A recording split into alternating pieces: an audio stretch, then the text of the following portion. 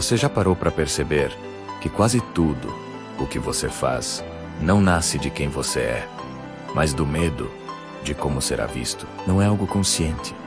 Nunca foi. É silencioso.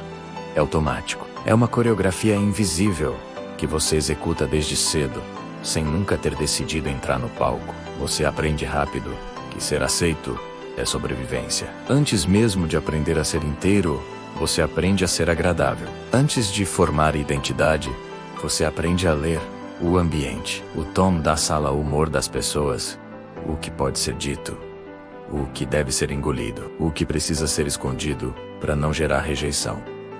E isso funciona. Funciona tão bem que ninguém percebe, nem você. Você vira alguém funcional.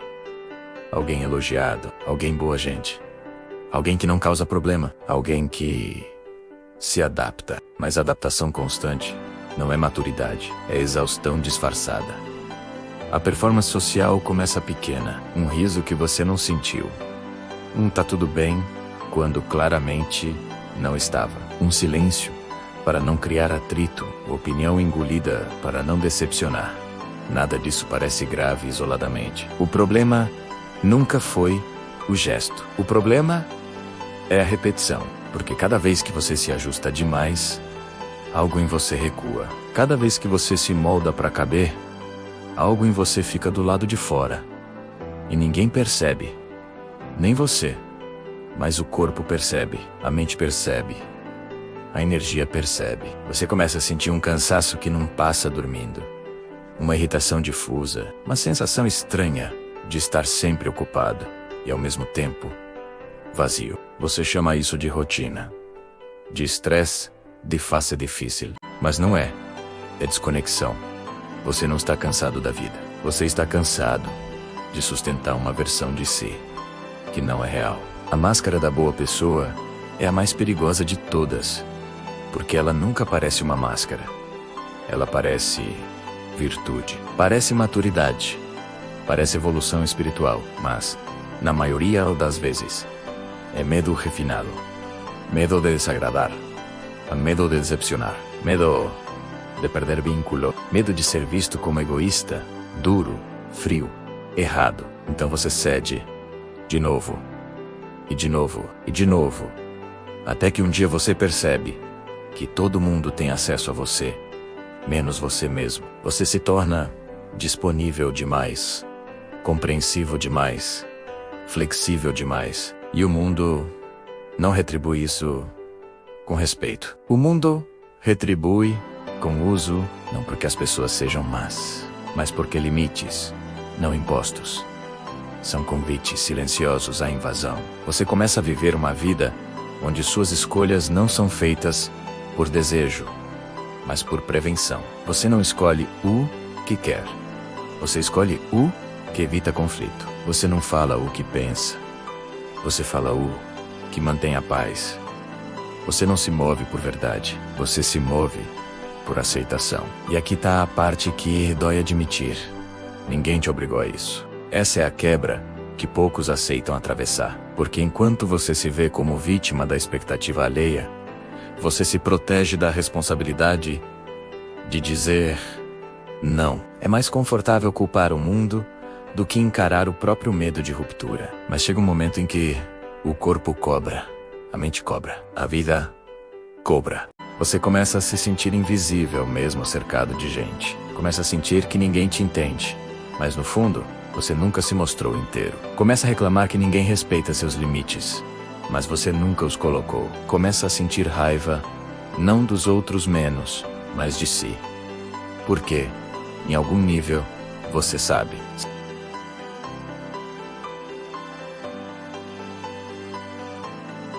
Sabe que escolheu ser aceito, em vez de ser verdadeiro. E isso custa caro, custa energia vital, custa clareza, custa presença, custa potência.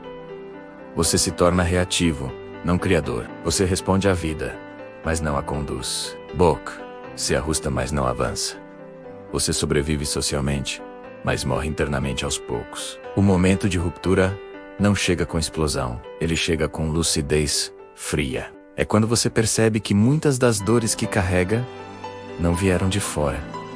Vieram da sua lealdade ao que te diminui. Vieram da sua insistência em ser aceito por ambientes que exigem sua ausência para funcionar. Vieram da sua recusa em sustentar desconforto em troca de verdade.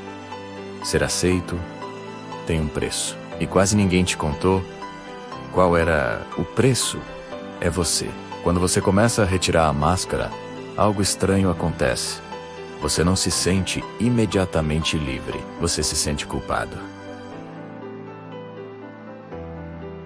Culpado por escolher a si. Culpado por frustrar expectativas que nunca foram suas. Isso não é regressão. Isso é descondicionamento. A identidade real não nasce em aplauso. Ela nasce em silêncio. Ela nasce quando você suporta ser mal interpretado. Quando aguenta não ser compreendido. Quando escolhe coerência em vez de carinho barato. E aqui está a verdade que muda tudo. Quem só te aceita quando você se adapta, nunca te aceitou de verdade. Aceitação condicionada não é amor. É contrato invisível. A pergunta não é mais como posso ser aceito. A pergunta correta é: quem eu teria que deixar de ser para continuar sendo aceito? E se a resposta for eu mesmo, então o custo é alto demais. Você não perde pessoas quando para de tentar agradar. Você perde acesso a ambientes onde só era bem-vindo enquanto se anulava.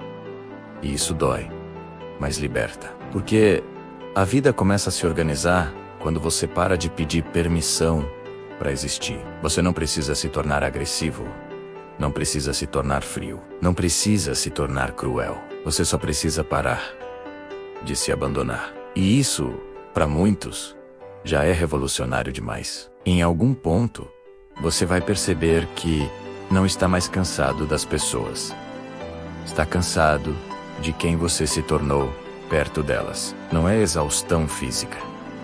É exaustão identitária. É o peso de sustentar versões fragmentadas de si mesmo para caber em lugares que nunca foram feitos para sua verdade. Você começa a notar que quase todas as suas decisões passam por um filtro silencioso. Isso vai incomodar alguém? E essa pergunta, repetida vezes demais, se transforma numa prisão invisível. Você não vive mais por vontade. Você vive por precaução. E quando viver vira um exercício constante de não desagradar, o preço é sempre o mesmo. A própria presença. A maioria das pessoas não está perdida. Está domesticada. Adomesticada para ser útil. Domesticada para ser agradável. Domesticada para ser previsível. E chama isso de maturidade, porque dói menos do que admitir que virou pequeno demais para não incomodar. O mundo não precisou te quebrar.